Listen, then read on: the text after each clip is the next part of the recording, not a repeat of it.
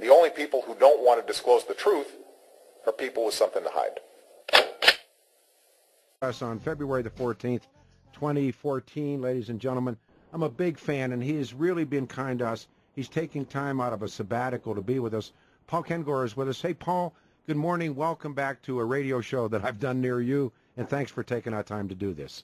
Oh, it's good to be with you, Peter. I really enjoyed doing your show there. I guess it was maybe last summer before. Yep. Yeah, so it's good to be back.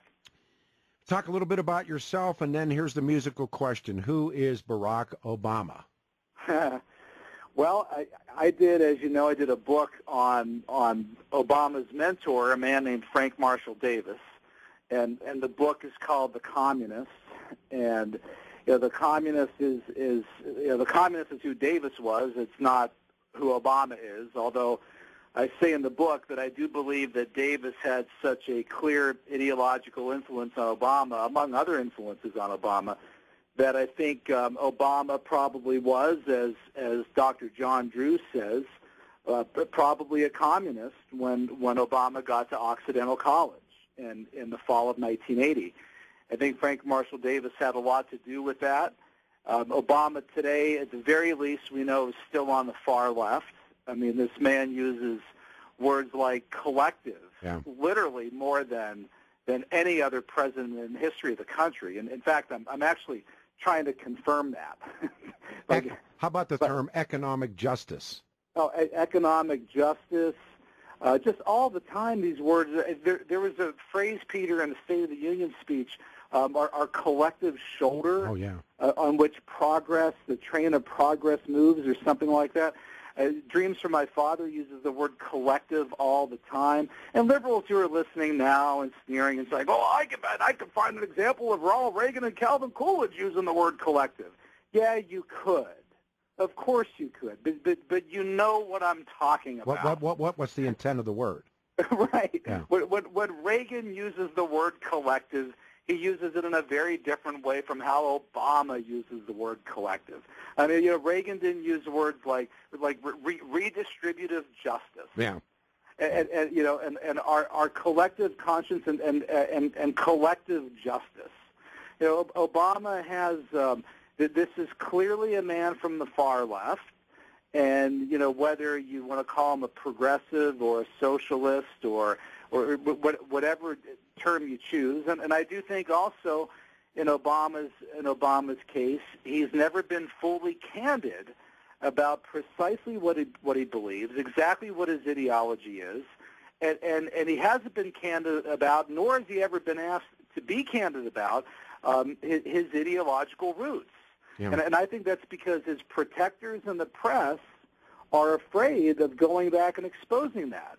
And it would be perfectly natural for him to say, as other presidents, George W. Bush was an open book about how he had been an alcoholic, how he had converted, how he had changed. Ronald Reagan talked on and on about how he had been a hemophiliac liberal, a progressive Democrat in the 1940s, duped by communists, how he changed.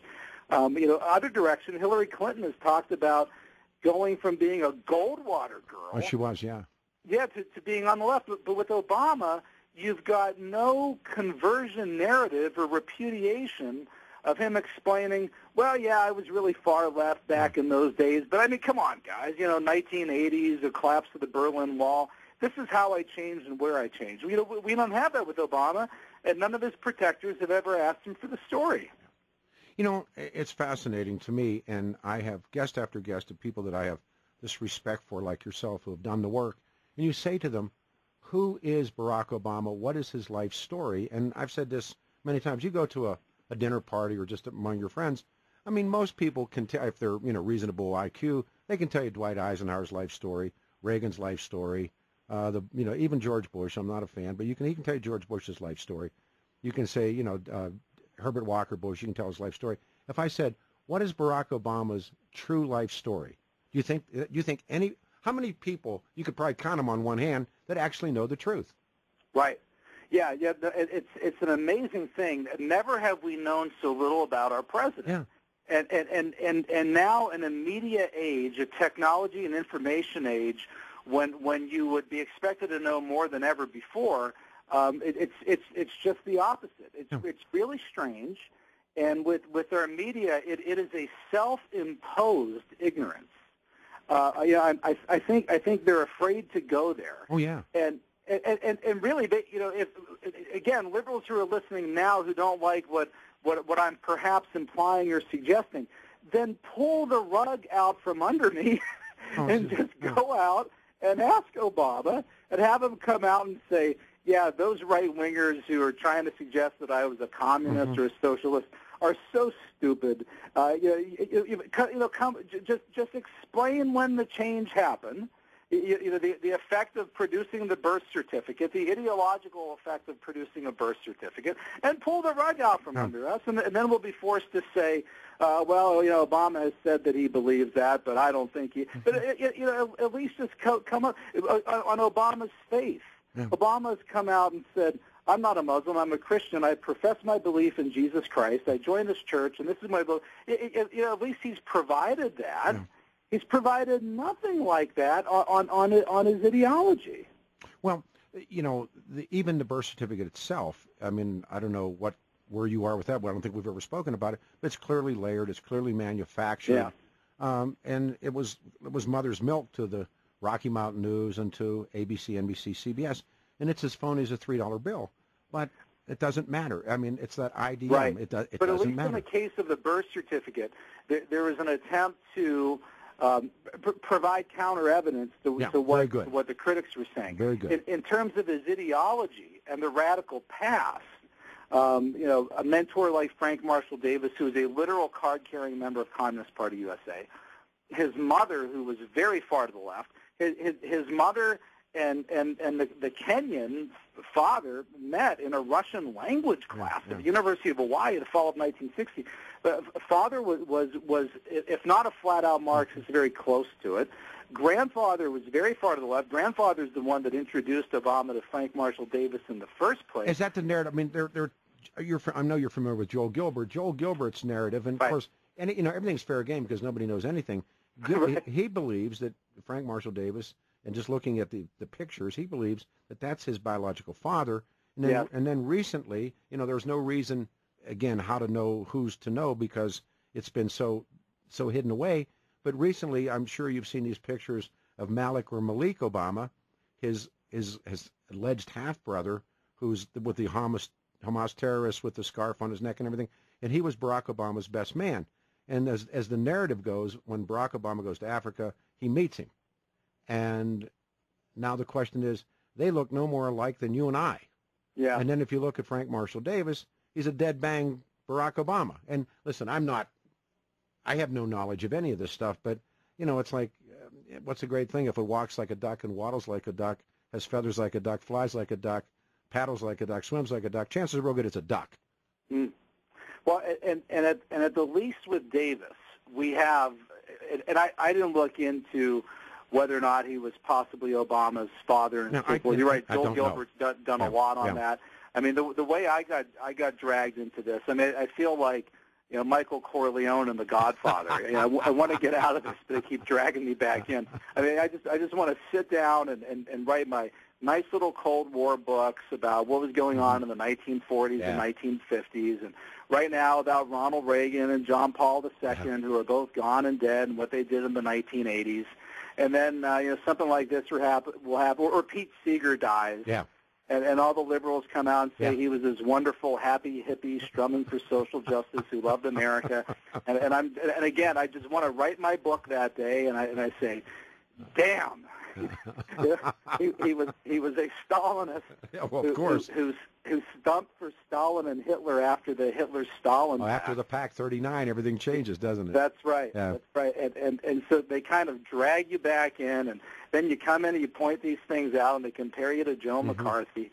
But it's we have here a president with a very radical background, and for people who wonder why this matters, well, first of all, those on the left who ask why does it matter, you wouldn't ask this question of a Mitt Romney or a Marco Rubio or Ted Cruz if they had a mentor this far to the right. Yeah. All right. You wouldn't say. No, I say that too. Let me ask you, compare and contrast. I've said this now too many times, but this picture emerges of Malik Obama the president of the Barack H. Obama Foundation given tax exemption in about 11 seconds. The best man at the wedding. He shows up in Yemen with about 3 Hamas guys. He's wearing the robes. He's got the scarf around his neck. Death to Israel, the whole thing. And I've asked this as a tentative question. I'm no fan of the Bushes, but Uncle Neil, he's the Boo Radley of the Bush family. If he were to show up in Nazi Germany in modern day Germany, in the Republic, wearing a Waffen SS outfit with his arms around a couple of proto-neos, do you think that would be the lead story in the in the New York Times, in the lead story on NBC News on the 6 o'clock news with Brian Williams? Well, that's right, and they wouldn't even need that much to lead with it. Right. And in the case of Frank Marshall Davis, you have here a mentor, and by the way, we know about him because Obama exposed him in Dreams from My Father. Oh, all right. Yeah, that's how we know about him. Writes poems to him. That's exactly right. So we know about him because of Obama. This man was so radical and so anti-government that, first of all, he's called to Washington to testify not by HUAC, not by Joe McCarthy, which is the left's narrative about this social justice, civil rights crusader hounded by Joe McCarthy. No. He was called to Washington to testify by the Democrats who ran the Senate Judiciary Committee. That was in December 1956. He pleaded the Fifth Amendment. Didn't matter. They knew who he was. A year later, the same Democratic Congress produces a 1957 report called Scope of Soviet Activity in the United States. That's the title of it, where they list Frank Marshall Davis as an, I quote, identified member of the Communist Party, quote, unquote. And then this man, who would be a mentor to our current president, is considered so radical that the federal government placed him on the security. Oh, I know, sure. And that means that if a war broke out between the United States and the Soviet Union, grab him. Yeah, that's right. He could be immediately arrested. No, of course. Now, if a Mitt Romney or a Sarah Palin or a Marco Rubio or anybody like that on the right has a mentor who's listed on the security index, everyone in America would know about it. It would be used to torpedo his candidacy before he ever even got near his party's nomination for president. And nothing I said there is inaccurate. No. That is all absolutely 100% accurate in government documents beyond any dispute whatsoever. So, Paul, let me ask you one final question. Who is Barack Obama? Well, he is. He was raised by people of the left, of the far left and radical left in Hawaii in the 60s and 70s. Here's a halting thought that, again, will have had people yelling at their radios who disagree, but he's arguably our first red diaper baby president. Wow. And that term, red diaper baby, I mean, David Horowitz, Ron Radosh, a lot today of guys. There's a guy in town. Staunch anti-communist conservative. Yeah. They were red diaper babies. Yeah. Okay, so it doesn't mean if you're a red diaper baby, you're a commie today. No, I understand. But that's how he was raised. And so when it gets to Occidental around 1980, I think he was probably a communist, and we have people who've said that.